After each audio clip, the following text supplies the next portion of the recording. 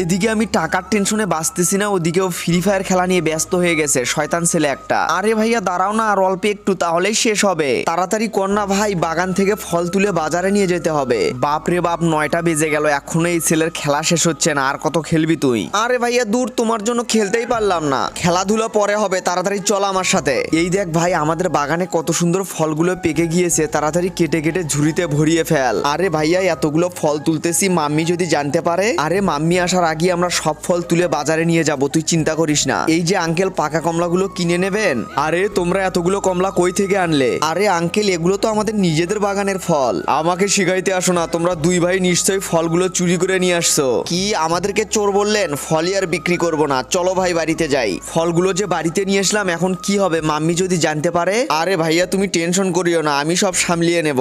আরে তোরা এখানে বসে কি করতেছিস? কিছু না মা, এমনিতেই বসে আছি। এ কি এতগুলো ফল তোরা কোথায় পেলি? দেখি দেখি। মাম্মাম, ফলগুলো আমরা বাজার থেকে কিনে নিয়ে আসছি।